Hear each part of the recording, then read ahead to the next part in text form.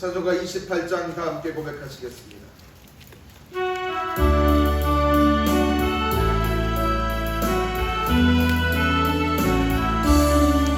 고백되는 강림하사 찬송하게 하소서.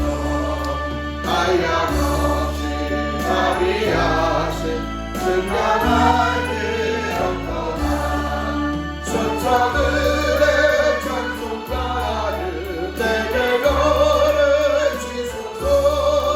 그 석가신 그 사랑을 항상 찬송합니다. 주의 계신 도움 하나 이때까지 왔으니 이와 같이 천국에로 이르기를 바라네. 하나님의 품을 떠나 죄에 빠진 우리를 예수 구원하시려고 보혈을 주셨네. 주의 귀한 은혜 받고 일생 빚진 자 되게 주의 길에 사슬에서 나를 주게 하소서.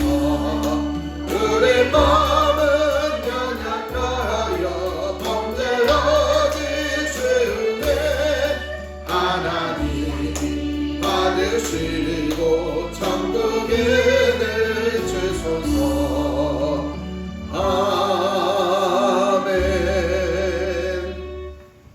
다 함께 사도신경 하심으로써 우리의 믿음과 신앙을 하나님께 고백하며 나아갑니다. 다 함께 고백합니다. 나는 전능하신 아버지 하나님 천지의 창조주를 믿습니다. 나는 그의 유일하신 아들 우리 주 예수 그리스도를 믿습니다.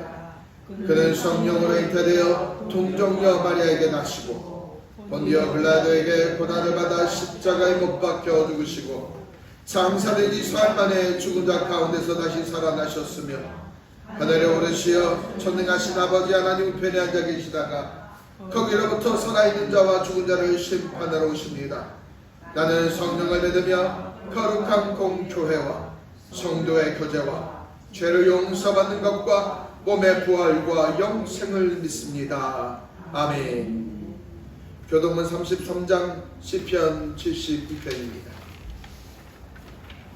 하나님이여 주의 판단력을 왕에게 주시고 주의 공의를 왕의 아들에게 주소서.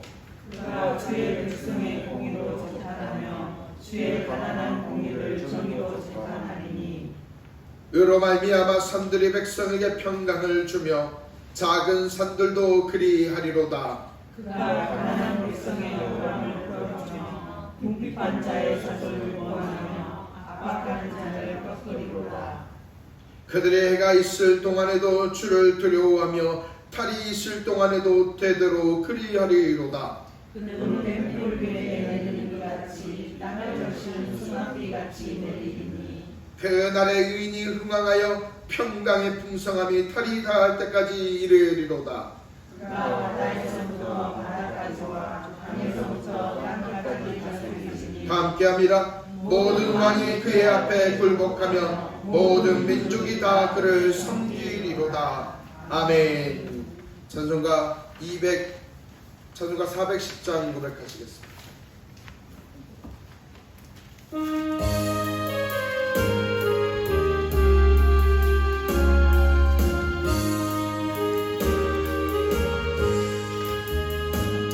내 맘에 안고래 있어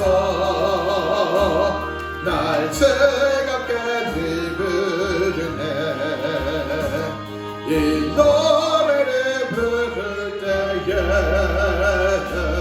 큰 평화 임하도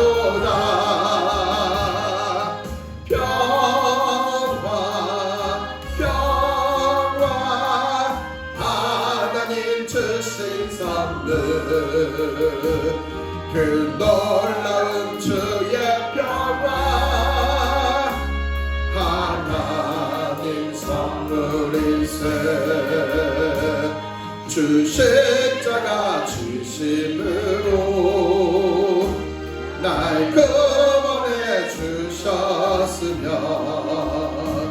주 예수님 고난받아 나 평화 누리도다 평화 평화 하나님 주신 선물 그 놀라운 주의 평화 하나님 선물일세 나 주님께 영광 돌려 참 평화가 넘치도다 주 하나님 은혜로서 이 평화 누리도다 평화 평화 하나님 주신 선물 그 놀라운 주의 평화 하나님 선물일세 이 평화를 얻으려고 주 앞으로 나아갈 때 주 예수님 우리에게 이 평화 주시도다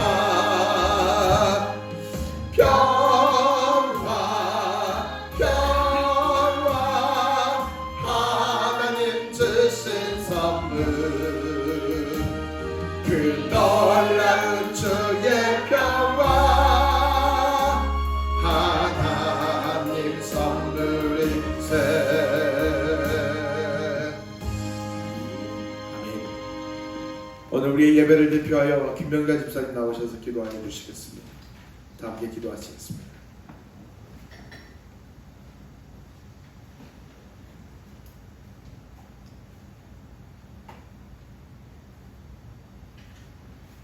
천지 만물을 예비하여 놓으시고 저희들에게 다 누리며 살도록 하여 주신 감사하신 하나님 아멘. 하나님의 은혜 가운데 지난 한 주도 무탈하게 잘 보내고 이렇게 한 자리에 모였습니다. 아멘. 언제나 어디서나 저희들의 발걸음 옮기는 곳 어디라도 함께하여 주시고 지켜주셔서 감사합니다. 아멘. 저희들은 그 감사함에 보답하지 못하고 하나님께서 가르쳐주신 대로 살지 못한 채 깨끗하지 못한 마음과 몸으로 또 주일을 맞이하게 되어서 주여 죄스러운 마음 보니오니 하나님 이 부족한 저희들을 부디 용서해 주시옵소서. 주여 하나님 이곳에 주와 함께하는 교회를 세워주신 것은 하나님의 뜻이라고 생각합니다. 아멘. 이 교회가 하나님의 자녀들로 더 채워지기를 원하며 아멘. 하나님께서 바라시고 원하시는 대로 바로 서 나가도록 도와주시고 주여 성도들 간에도 서로 사랑 나누며 하나님의 영광이 나타나기를 기도합니다. 아멘. 하나님 오늘 또 기도의 제목을 놓고 기도하는 사랑하는 성도들의 마음을 주여. 헤아려 주시고 아멘. 하고 원하는 일들이 다 이루어지게 도와주시옵소서. 아멘. 하나님 목사님과 사모님이 주일 학교를 시작하여 열심을 다해 아이들을 가르치실 때 피곤하거나 지치지 않게 도와주시고 주여. 아이들의 하늘의 소망을 두고 건강하고 바르게 옳게 잘 커나가도록 지켜주시옵소서. 아멘. 하나님 7월달에 장마비로 인하여 저희들의 연약함을 세상 깨달았고 주여. 하나님의 도우심이 없이는 살 수 없다는 것도 알게 되었습니다. 주여. 하나님 폭우로 인하여 가족을 잃은 수재민들을 불쌍히 여겨주시고 주여. 마음이 하루속히 치유되도록 도와주시길 빌며 또 많은 재산 피해를 입은 수재민들도 하루속히 복구가 되어 안정을 찾을 수 있도록 도와주시옵소서. 아멘. 하나님 오늘 또 말씀을 준비하여 단위에 서신 목사님을 간건히 붙들어 주시길 아멘. 성령님께서 함께하여 주시기를 원하며 아멘. 소중한 말씀을 듣고 저희들은 하나님께서 직접 하신 말씀이라 생각하며 경건한 마음으로 새겨들을 수 있도록 도와주시옵소서. 아멘. 하나님 우리 교회를 위해 도움 주시는 손길이에 복내려 주시길 빌며 주여. 더욱더 번창하는 가정들이 되도록 도와주시옵소서. 주여. 하나님 나오미와 룻이 어려운 상황에 처해 살 길이 막막할 때 하나님께서 갈 길을 인도하여 주시고 주여. 다윗의 계보까지 이어주신 놀라우신 하나님의 능력을 듣고 배웠듯이 우리 주와 함께하는 가족들이 어렵고 힘든 일이 있을 때에도 주여. 말씀으로 위로받고 아멘. 이겨낼 수 있는 지혜와 용기를 주시옵소서. 아멘. 하나님, 우리 교회의 지체의 일부가 된 이금순 성도님을 보내주셔서 감사합니다. 아멘. 이금순 성도님께 성령 충만케 하여 주시고 주여. 끝까지 저희들과 함께하도록 도와주시고 아멘. 늘 건강 지켜주시고 가정에서나 직장에서나 믿음으로 승리하도록 도와주시옵소서. 아멘. 하나님, 주와 함께하는 성도들 어린아이서부터 장년에 이르기까지 날마다 지켜보호하여 주시길 원하며 무더운 날씨에 건강히 치지 않게 도와주시길 빌며 오늘 저희가 드리는 예배와 찬양을 받아주시고 영광 되시길 바라며 감사드리며 예수님의 이름으로 기도드립니다. 아멘.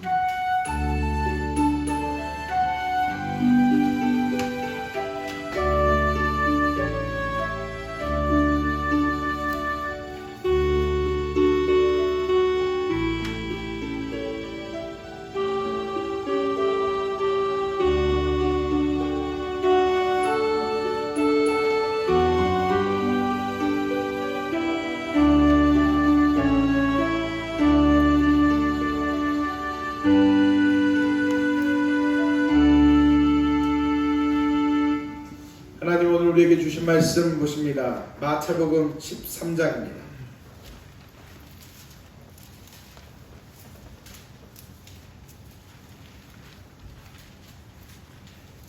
마태복음 13장 1절에서 23절 말씀을 제가 여러분이 함께 교독하겠습니다. 그날 예수께서 집에서 나가사 바닷가에 앉으심에 무리가 그에게로 모여 예수께서 그에게와 앉으시고 온 무리는 햇볕에서 서더니 예수께서 비유로 여러 가지를 그들에게 말씀하여 이르시되 씨를 뿌리는 자가 뿌리러 나가서 뿌리를 새 더러는 위하에 떨어져 새들이 와서 먹었고 더러는 흙이 얕은 돌밭에 떨어짐에 흙이 깊지 아니하므로 곧 싹이 나오나 해가 그 위에 가서 뿌리가 없으므로 말라고 더러는 가시떨기 위에 떨어짐에 가시가 자라서 기운을 막았고 더러는 좋은 땅에 떨어지매 어떤 것은 100배 어떤 것은 60배 어떤 것은 30배의 결실을 하느니라. 귀 있는 자들은 들으라 하시니라. 제자들이 예수께 나와 이르되 어찌하여 그들에게 비유로 말씀하시나이까. 대답하여 이르시되 천국의 비밀을 아는 것이 너희에게는 허락되었으나 그들에게는 아니 되었나니 무릇 있는 자는 거나 못하게 있는 자는 있는 것도 빼앗기리라. 그러므로 내가 그들에게 비유로 말하는 것은 그들이 보아도 보지 못하며 들어도 듣지 못하며 깨닫지 못함이니라. 이사야의 여인이 그들에게 이루어졌으니 일렀으되 너희가 듣기는 들어도 깨닫지 못할 것이요 보기는 보아도 알지 못하리라. 이 백성의 마음이 완악하여져 그 귀는 듣기에 둔하고 눈은 감았으니 이는 눈으로 보고 귀로 듣고 마음으로 깨달아 돌이켜 내게 고침을 받을까 두려워함이니라 하였으니라.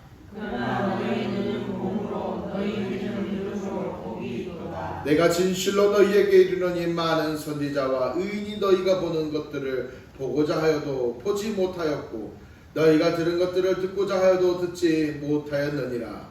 그런즉 씨 뿌리는 비유를 보라. 아무나 천국 말씀을 듣고 깨닫지 못할 때에는 악한 자가 와서 그 마음에 뿌려진 것을 빼앗나니 이는 곧 길가에 뿌려진 자요 돌밭에 뿌려졌다는 것은 말씀을 듣고 즉시 기쁨으로 하되 그 속에 뿌리가 없어 잠시 견디다가 말씀으로 말미암아 환난이나 박해가 일어날 때에는 곧 넘어지는 자요. 가시떨기에 뿌려졌다는 것은 말씀을 듣나 세상의 염려와 정죄의 유혹에 말씀이 막혀 결실하지 못하는 자요. 다 함께합니다. 좋은 땅에 뿌려졌다라는 것은 말씀을 듣고 깨달은 자니 결심하여 어떤 것은 100배 어떤 것은 60배 어떤 것은 30배가 되었느니라 하시더라. 아멘. 기도합니다. 귀한 믿음의 동역자들과 함께 하나님의 나라 천국을 다시금 곱씹어 봅니다.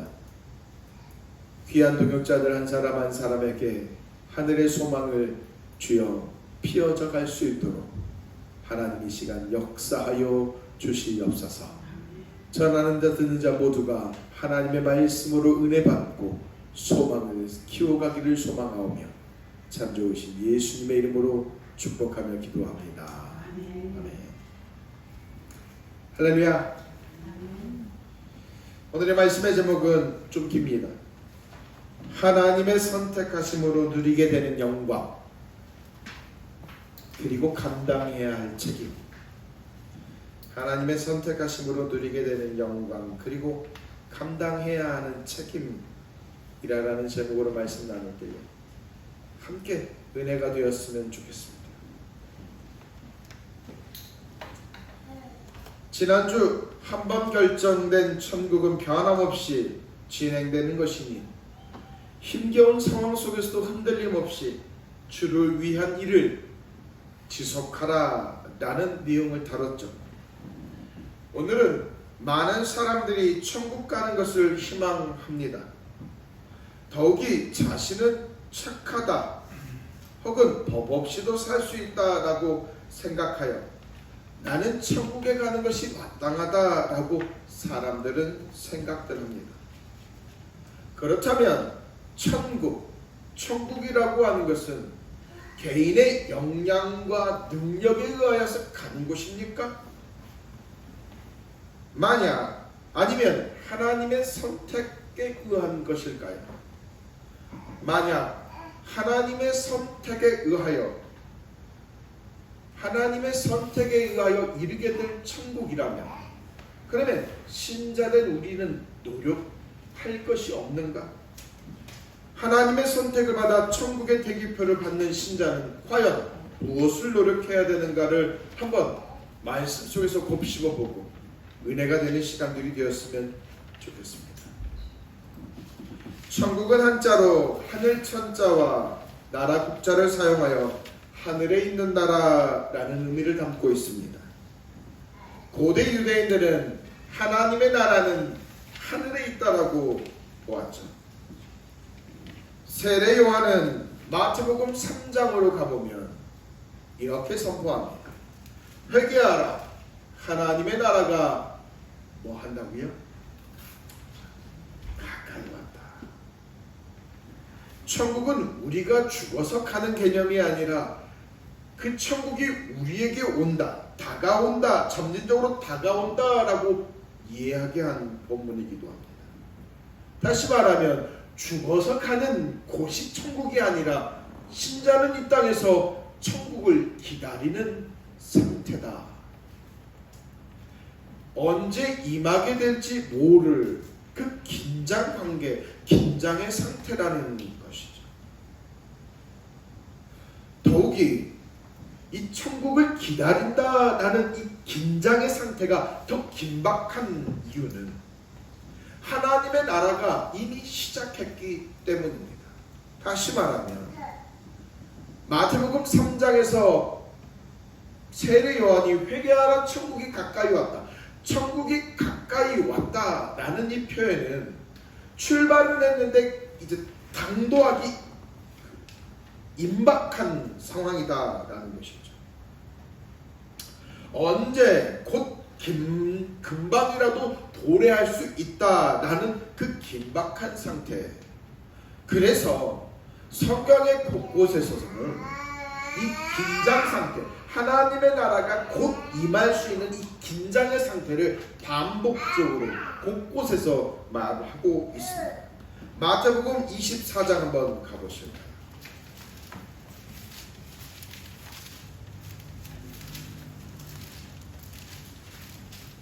24장 38절 44절까지 가보면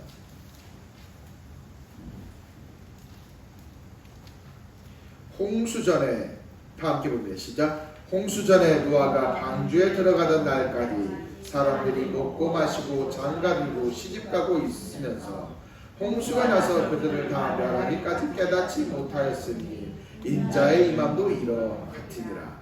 그때 두 사람이 밭에 있음에 한 사람은 데려가고 한 사람은 버려둠을 당할 것이요 두 여자가 맷돌질을 하고 있음에 한 사람은 데려가고 한 사람은 버려둠을 당할 것입니다.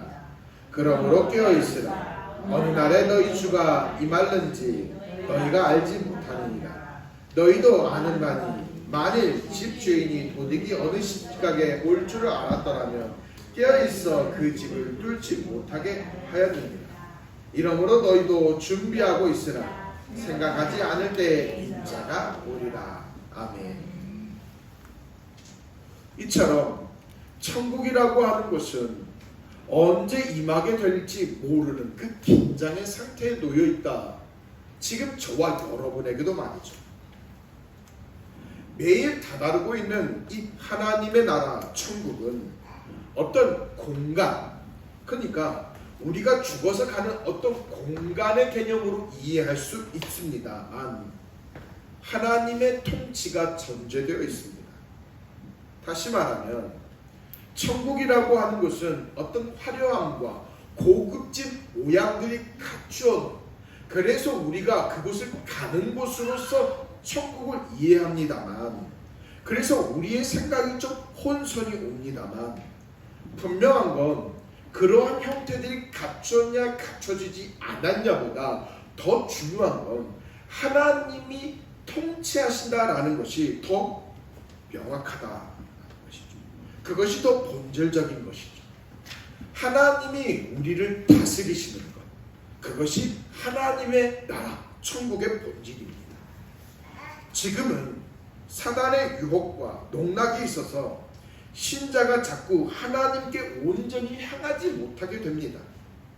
그렇다 보니 때로는 근심과 염려와 악함과 거짓과 분노와 슬픔이 지속되죠. 안타깝게도 우리 사회를, 저와 여러분이 사는 이 사회를 지켜보면 예전부터 이 악함이 지속되고 있는데, 제가 생각할 때는 이 악한 폭력이 점점점 더 잔혹해지고 더 잔인해지는 것, 악함이 더 깊어지는 것 같아 보입니다. 중요한 건 이런 악함이 우리의 사회 속에서 나타나고 있는데, 그런데 하나님의 나라, 하나님이 통치하시는 그 세계 속에서는 이런 모양이 나타나지 않아요. 즉 완전한 상태, 영화의 상태, 다시 말하면 근심과 걱정과 고뇌가 전혀 있지 않는 상태, 죄가 존재할 수 없는 상태라 할 수 있다는 것이죠. 그게 곧 하나님의 나라요, 천국이요, 하나님의 통치가 완전하게 있는 세상이다라고 말할 수 있다는 겁니다. 그런데 무슨 일이에서인지 사람들, 보편적인 사람들은 이 천국에 가기를 소망한다라는 겁니다. 가고 싶어합니다. 예수와 상관없는 사람들이 이 천국을 갈 수 있다라고 생각하는데, 어떻게 하면 이 천국을 갈 수 있는가? 나의 선행 혹은 나의 희망사항이 있으므로 갈 수 있다라고 생각한다라는 겁니다. 하지만 하나님의 나라는 모두가 갈 수 있도록 열렸지만 갈 수 있는 곳은 아닙니다. 다시 말하면 천국이라고 하는 곳은 개인의 영역이 결정하는 것이 아닙니다. 혹은 내가 어떤 때를 쓴다라고 하여서 그 천국에 다다르는 것이 아니다라는 것이죠. 예수 그리스도를 통해서만 갈 수 있다라고 성경은 소개합니다. 마치 비행기표를 가진 자만이 그 비행기를 탈 수 있는 것처럼 예수 그리스도를 통해서만 갈 수 있는 것이 천국이다라는 겁니다. 왜 예수 그리스도를 통해서만 꼭 천국을 가는가? 서울을 가려면 국도로도 가고 고속도로도 가고 여러 방면을 통해서도 갈 수 있는데 왜 꼭 굳이 예수를 통해서만 그 천국을 갈 수 있느냐는 내용은 다음번에 다뤄볼 수 있습니다. 다음번에 다뤄보겠습니다만, 분명한 건 예수 그리스도를 통해서 갈 수 있다라는 것이죠. 그런데 오늘 본문 속에서 이 천국을 가는 이 길목 속에서는 하나님의 선택이 아주 중요한 영향 일하는 겁니다. 다시 말하면 신자가 예수 그리스도를 신뢰하는 일도 그렇지만 천국에 대한 소망을 가지게 되는 것도 하나님이 우리를 선택하였고 결정하였기에 우리가 천국을 갈 수 있다, 가게 되게 되었다라는 것입니다. 오늘 본문이 그를 뒷받침해주는 내용입니다. 마태복음 13장 3절에 8절의 내용은 마태복음 13장에 총 8개의 비유가 있는 첫 번째 비유입니다. 다시 말해 마태복음의 13장에는 총 8개 비유가 있는데 그 중에 첫 번째 비유가 바로 마태복음 3절에서 8절 씨 뿌리는 농부가 밭에 씨 뿌리는 비유다라는 것이죠. 농부가 씨를 뿌리는데 더러는 길가에 뿌려졌다라고 말하며 더러는 흙이 얕은 돌짝밭에 뿌려졌으며 때로는 가시 떨기 위해 그리고 좋은 밭에 떨어졌더라라는 겁니다. 그리고 좋은 밭에 떨어진 그 씨는 100배, 60배, 30배의 열매를 맺었다라는 아주 일반적인 비유를 하십니다. 예수님의 말. 사실 예수님이 자기에게 몰려드는 사람들에게 아주 흔하고 일반적인 이 비유를 배 위에 오르시면서 말씀하십니다. 뜬금없이 이 씨 뿌리는 자의 비유를 하시더라라는 겁니다. 아마도 제자들조차도 왜 예수님이 이 뜬금없는 이 비유를 예수님의 나오는 자들에게 하셨는가가 무척 궁금했던 모양입니다. 그래서 10절에 어찌하여 예수님 그 씨 뿌리는 자의 비유를 저들에게 하십니까? 라고 반문하는 것을 볼 수 있는 거죠. 사실 어떤 의미로 이 말씀을 하셨는지에 대해서는 분명히 파악할 수는 없습니다만 그런데 분명한 건 예수님께서 이 씨 뿌리는 자의 비유를 할 때에 두 가지의 형태가 나타나더라는 겁니다. 이해하지 못하는 자와 이해하는 자. 사실 우리가 사람들과 대화를 할 때에 상대방이 하는 말을 이해할 때도 있고 이해하지 못할 때가 있습니다. 그래서 예수님께서 비유로 하신 이 말씀이 이해되지 않는 사람들이 어쩌면 당연 그럴 수도 있지라고 생각할 수 있습니다. 그런데 11절에 가보면 다릅니다.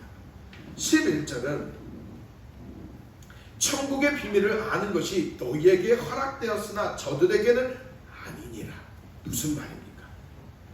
하나님이 친히 선택하는 자는 예수님이 말씀하신 천국의 비밀, 즉 씨 뿌리는 자의 비유를 충분히 이해하게 되지만 그렇지 않은 자에게는 결코 하나님의 말씀을 이해할 수 없더라. 관심도 없더라라는 겁니다. 그렇다 보니 13절에 가보면 13절 뭐라고 말합니까? 다 함께 읽고 13장 13절 가보겠습니다. 시작. 그러므로 내가 그들에게 비유로 말하는 것은 그들이 보아도 보지 못하며 들어도 듣지 못하며 깨닫지 못함이니라. 무슨 말입니까? 11절의 전제, 즉 천국의 비밀이 알게 되도록 선택받지 못하는 자들은 13절의 모양이 나타나더라. 듣긴 들어도 알지 못하고 또한 말해줘도 알지 못하고 또한 보여줘도 깨닫지 못하는 현상들 말이죠. 천국의 비밀을 아는 것을 허락받지 못한 사람들은 들어도 시간 낭비이고 보아도 지루한 뿐이다라는 것입니다. 그렇다 보니 12절에 그들은 자기가 가진 것, 천국에 대한 것마저도 빼앗긴다라는 겁니다. 반면에 하나님의 선택에 의하여 천국의 비밀을 알 수 있도록 허락받은 자들에게는 들면 들을수록 천국에 대한 소망이 커지고 희망이 커지더라라는 겁니다.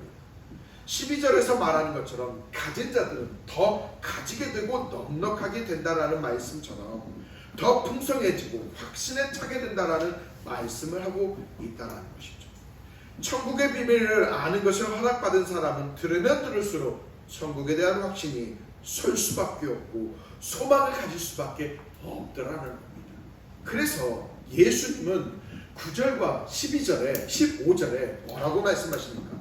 귀 있는 자는 뭐라고요? 들어라. 그래서 귀 있는 것은 복되다라고 말씀한다라는 것이죠.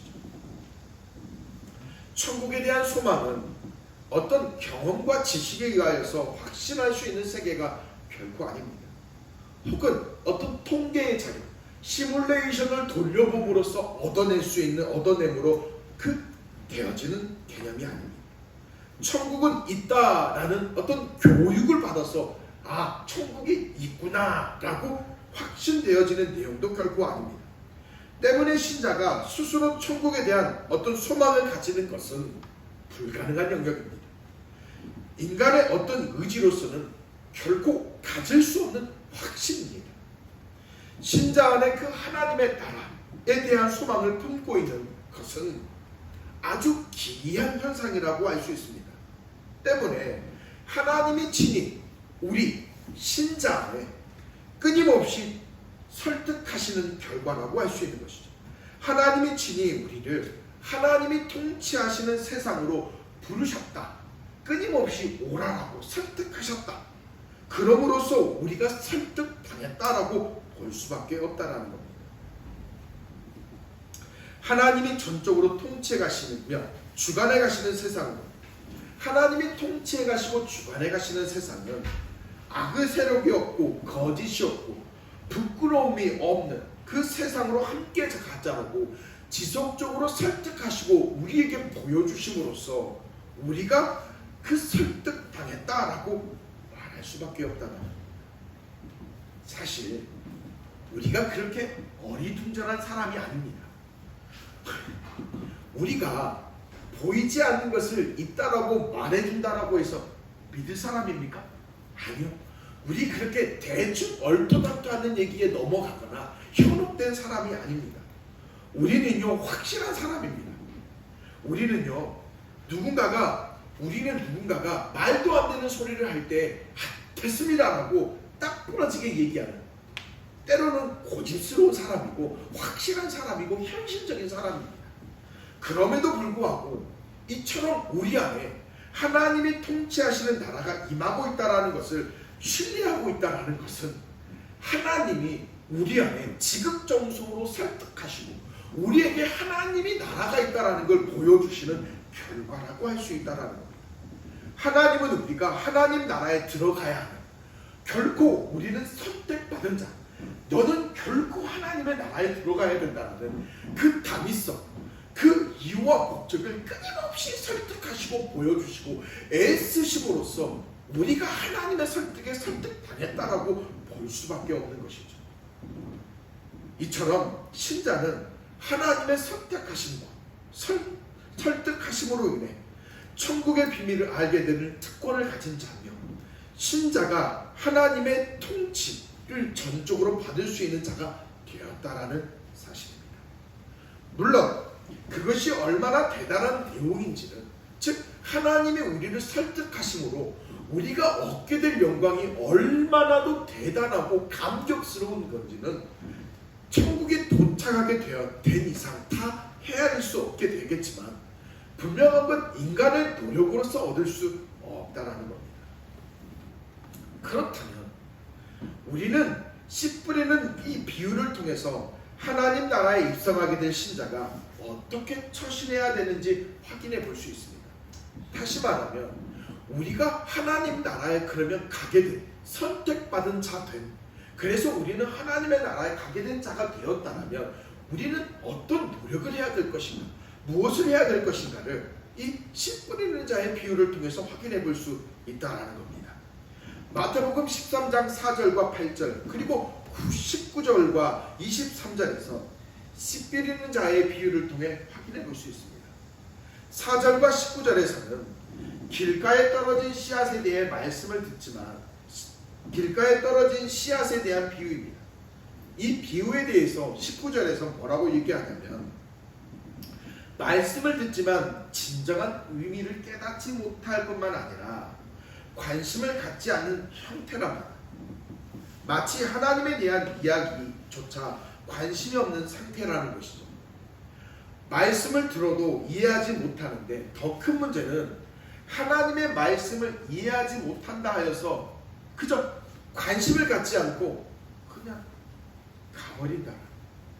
말씀을 듣는데 깨닫지 못하는 상태에서 끝이 아니라 그러면 관심을 갖고 이게 무슨 말인가를 파헤쳐가는 것이 아니라 관심이 없는 상태. 5절과 6절 그리고 20절과 22절에서는 이 씨가 돌짝밭에 떨어졌다라는 비유를 말씀합니다. 이거에 대해서 20절과 21절에는 말씀을 받아들였을 때 처음에는 정말이야? 라고 흥겨워하지 마시고 정작 난감한 상황에 처했을 때는 넘어져 버리더라라는 겁니다. 각자가 난감한 상황을 맞이하게 되면 말씀으로 배운 모양으로 고쳐가야 되는데 거기에 포기해버리고 매번 그 상태, 변화되지 않은 그 상태에 머물러 있다라는 것을 말하고 있다는 거죠. 세 번째로는 가시떨기에 떨어진 씨에 대한 비유를 7절에서 이야기하고 있습니다. 그리고 22절에서 말입니다. 처음에 말씀을 받아들였을 때에는 정말 그렇구나, 그래 나도 그렇게 해야 되지 라고 받아들이지만 세상의 염려와 바쁜 일상 속에 치이다 보면 이 말씀에 대하여 전혀 생각하지 못하고 세상에 휩쓸려 금류에 휩쓸려 살다가 다시금 와서 말씀을 듣는 여전히 제자리에 머문 상태임을 말하고 있다. 우리는 이 비유를 통해 내 자신을 좀 들여볼 필요가 있습니다. 나는 과연 어떤 위치에 놓여 있는지 이 비유를 통해서 말입니다. 이 네 가지의 밭의 상태를 볼 때 처음에는 하나님의 말씀을 받아들이지만 그래서 어떤 이들은 기뻐하고 즐거워하는 형태가 나타나지만 나중에는 그 상태에 머물러서 발전하지 못하더라. 실제적으로 하나님의 말씀을 받아들였다라면 실제적으로 성경에서 우리에게 요구하는 건 이 말씀을 통해 적용해 보아서 삶의 열매를 맺어가도록 성경은 당부하고 있는데 거기에서 멈춰버리더라라는 겁니다. 끝까지 삶의 영역까지 그 말씀을 적용해 가야 된다는 것이죠. 그것이 우리에게 주어지는 과제입니다. 물론 그 과정 속에서 어려움이 발생하고 신자가 예상하지 못한 난처한 일이 발생합니다. 반드시 말입니다. 중요한 건 열매라고 하는 것은 그러한 상황에 봉착했을 때 극복해 나아감으로 맺어져 간다라는 것입니다. 그리함으로써 100배와 60배, 30배의 결실을 맺어간다는 것이죠. 하나님에 의하여 선택에 의하여 된 신자는 천국의 비밀을 깨닫게 되었고 갈망할 수 있다는 것이 그것이 핵심입니다. 그런데 거기에 끝이 아닙니다. 지속적으로 하나님의 나라에 대한 소식을 접해야 하고 하나님의 나라가 어떤 세계인지에 대해서 지속적으로 알아갈 필요가 있습니다. 신자는 하나님이 통치하시는 그 세상의 방법과 하나님이 이끌어 가시는 그 섭리의 모양들을 원칙들을 이해할 필요가 있습니다. 종종 이렇게 생각합니다. 천국 그때 가서 알아서 맞춰서 살지라고 생각할 수 있습니다. 그렇지 않습니다. 우리나라의 최초의 우주인 누구인 줄 아십니까?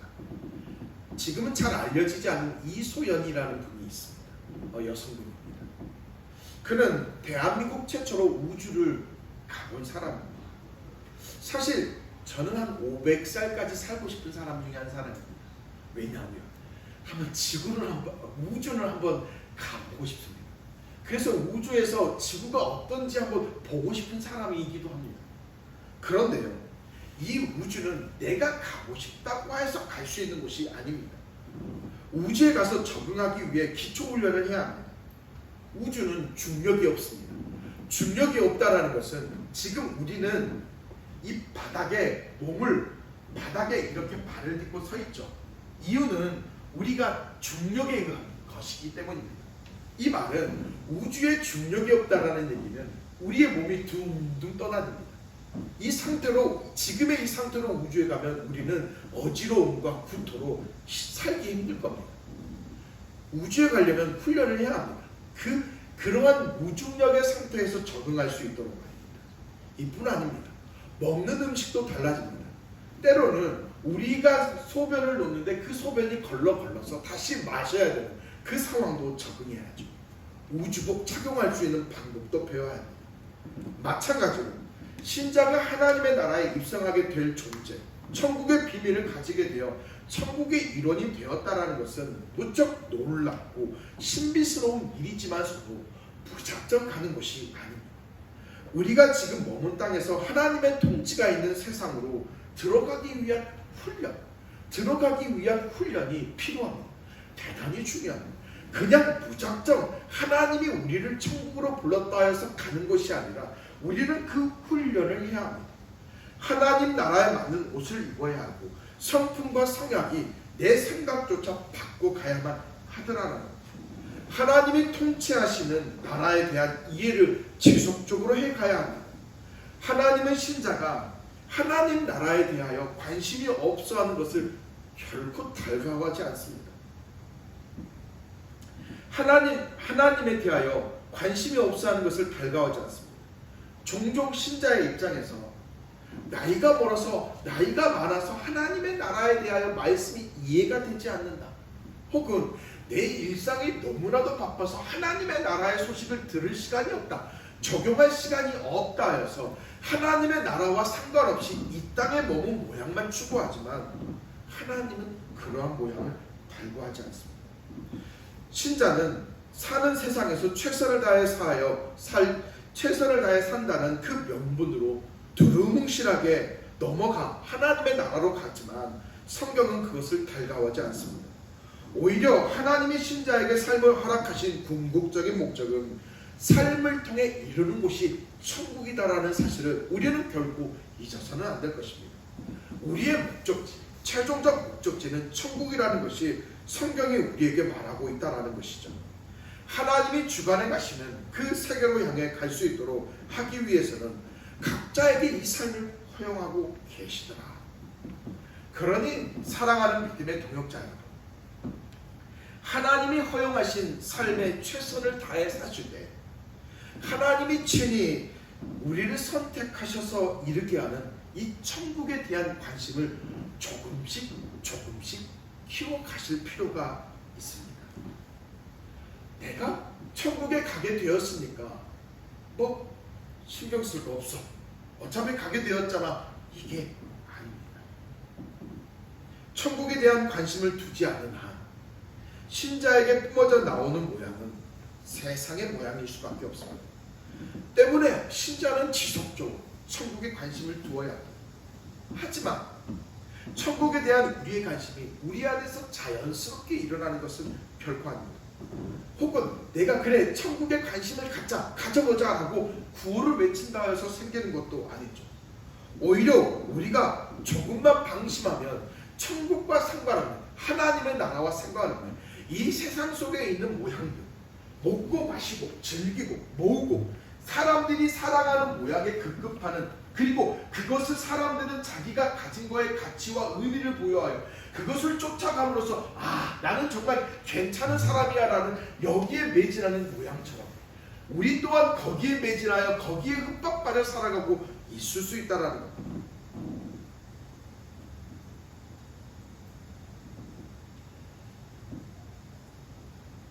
그러기에 천국은 이렇게 우리가 방심하면 놓쳐버릴 수 있는 것이기에 우리는 천국에 대하여서 어떻게 하면 천국에 대하여 관심을 내 삶 속에 더 키워갈 수 있는가에 대한 고민이 필요합니다.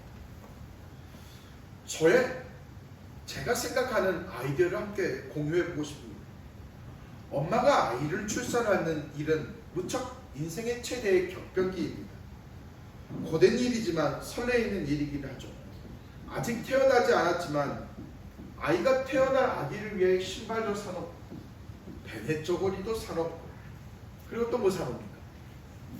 욕실도 목욕탕을 그것도 사놓죠. 그런데 또 이렇게 지나면 날이 가까워지면 또 뭐가 필요하지? 그래, 분유를 하려면 분유도 사놔야 되겠고 혹은 기저귀도 사놔야 돼. 마치 엄마는 아직 태어나지 않았지만 아이가 태어날 세상을 생각함으로 점점 이제는 일상생활을 하면서 보는 것보다 저거 우리 아이에게 필요한 거겠구나 라고 설치해놓고 뭐가 필요하지? 자꾸 그 아이가 태어날 세상에 대하여서 엄마는 점점점 관심을 키워가는 것을 보게 됩니다. 마찬가지입니다. 신자가 천국에 대한 관심을 키워갈 수 있는 방법은 자꾸 우리의 삶과 묶어가셔야만 합니다. 천국과 내 삶을 엮어가야 합니다. 신자가 거주하는 삶을 천국으로 세팅하셔야 합니다.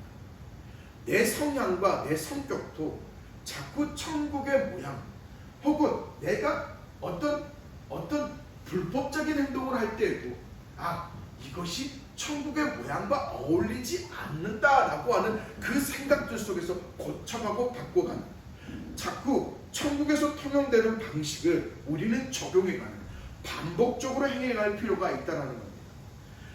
또 하나, 우리는 하나님의 소식을 자꾸 반복적으로 들어야 합니다. 그래야만 우리의 생각과 마음이 천국에 대하여 관심을 갖고 하나님의 원칙과 방법에 마음을 쏟게 되더라는 거죠. 그렇게 천국에 대한 관심을 키워가십시오. 천국에 대한 소망을 자꾸 저와 여러분이 키워가셔야만 천국에 대한 관심이 커져가고 커져가요. 우리의 삶이 천국과 관련된, 우리의 삶이 천국을 이 땅에서 누릴 수 있다라는 것 결코 잊지 말아야 될 내용이다라는 거죠. 내 자신이 열매를 맺는 일에 힘을 쓸 수 있도록 자꾸 이제는 내 자신을 설득하십시오. 저와 여러분이 이제는 초신자가 아닙니다.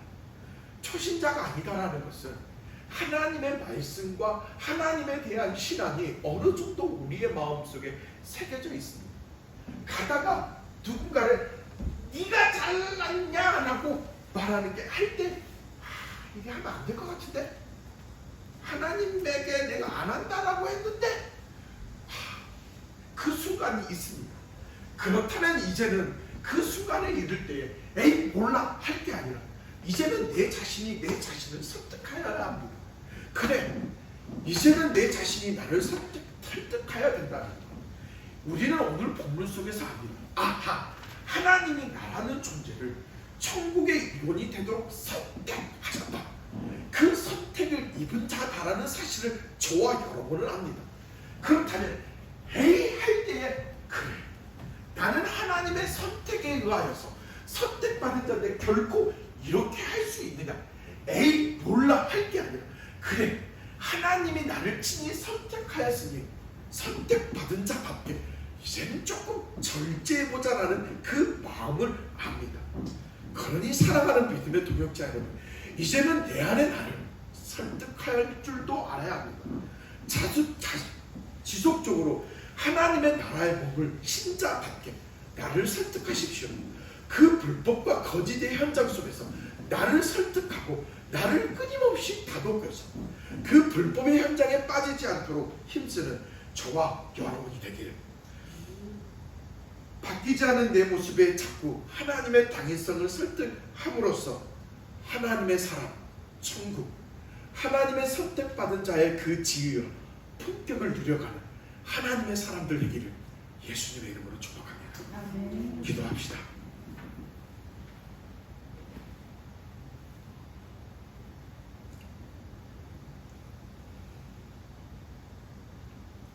하나님이 우리를 선택하셨다.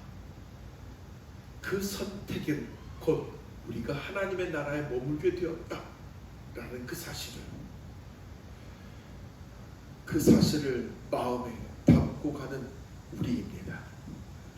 주여, 돌이켜보면 우리가 담을 수 있는 것이 아닌, 우리가 담은 것이 아닌 하나님이 우리 안에 담아두셨다라는 사실은 심히 놀랍습니다. 아마도 주님이 우리에게 허락하여 주시는 그 하나님의 나라에 이르렀을 때는 격하게 하나님을 찬송하며 송축할 것이 분명할 것 같아 보입니다. 이 땅에서야 하나님이 우리를 선택하여 주신 그 감격에 힘입어, 그 감사함에 힘입어 삶을 끊임없이 바꿔가고 하나님의 사람 됨으로써 노력해가는, 그리하여 하나님 이 땅에서 우리가 하나님의 그 선택하심 속에 열매를 맺어가기에 부족함이 없는 사람들 될 수 있도록 은총 더하여 주시옵소서.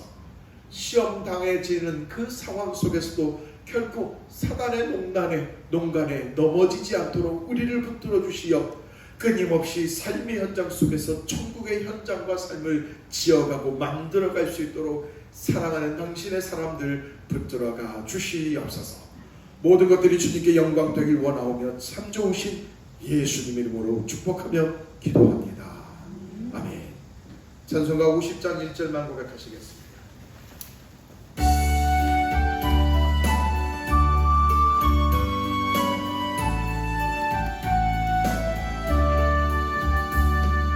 내게 있는 모든 것을 아낌없이 드리네.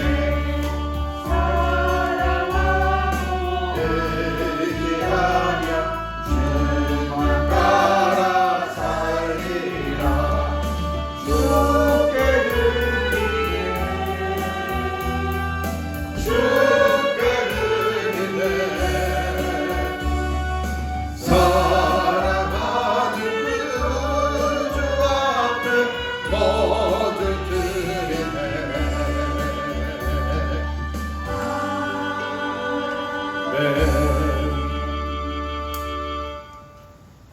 사랑하는 믿음의 동역자들이 하나님에 대한 마음을 표합니다. 하나님은 우리의 삶을 붙드십니다. 상황에 따라 공급하십니다. 건강도 허락하여 주시며 또한 직장도 허락하여 주셨고 삶에서 하나님의 도우심으로 웃음도 허락하여 주셨으며 그 가운데 행복감과 감사함과 즐거움 또한 느낍니다. 때로는 하나님 우리의 삶 속에서 슬픔과 고뇌도 느껴집니다.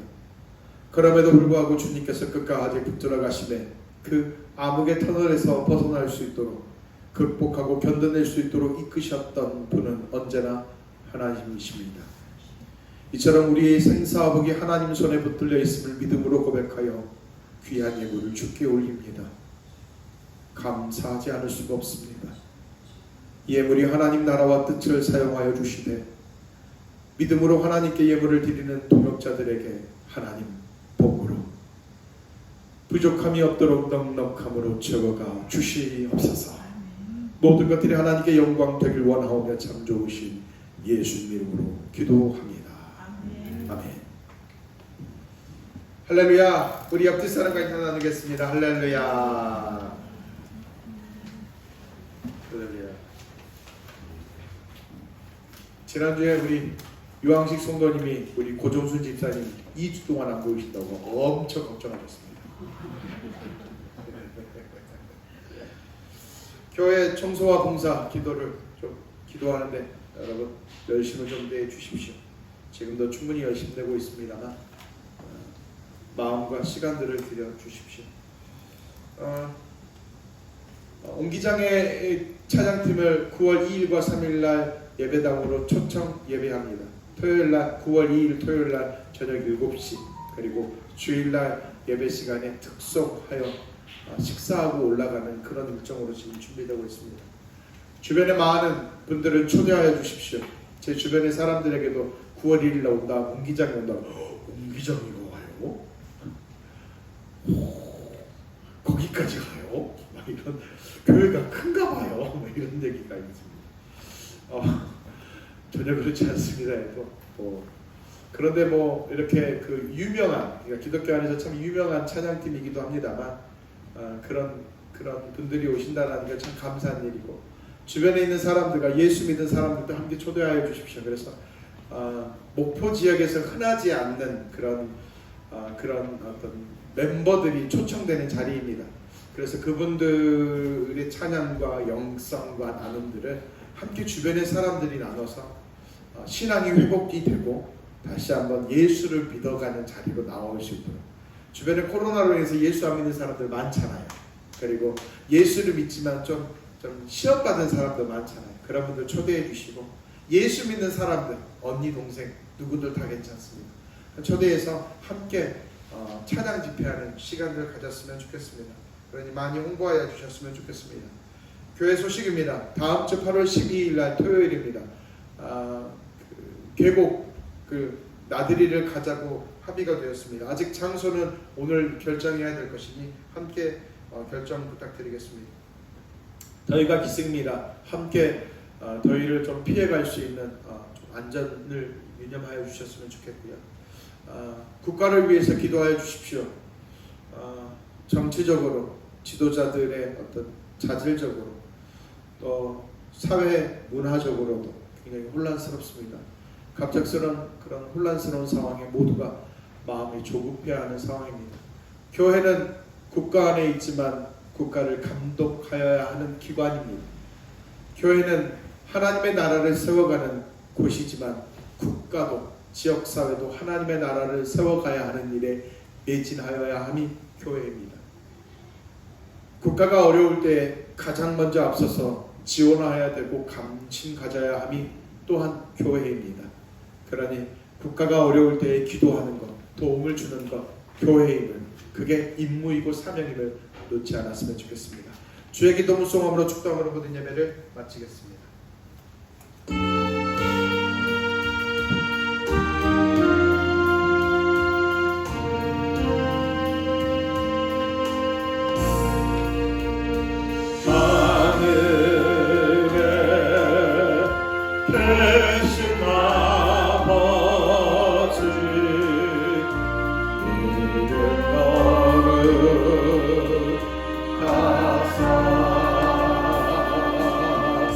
주님 나라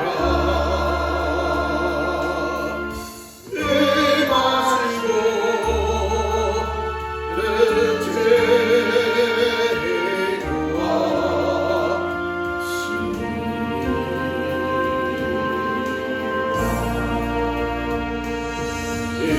일용하여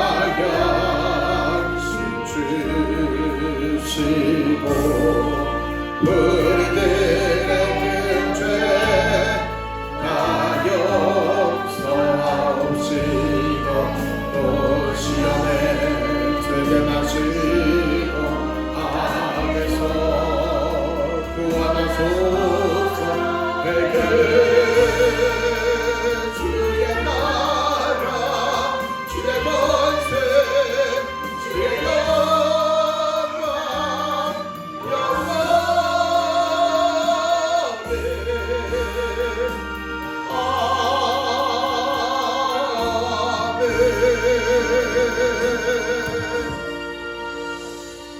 지금은 세상 끝날까지 우리를 버리지 아니하시고 함께 하시는 성자 예수 그리스도의 은혜와 무한하신 하나님의 사랑하심과 우리를 진리 가운데로 인도하시는 성령의 감화와 감동하심과 교통하심이 이제부터 영원히 함께 하시기를 간절히 축원하옵나이다. 아멘.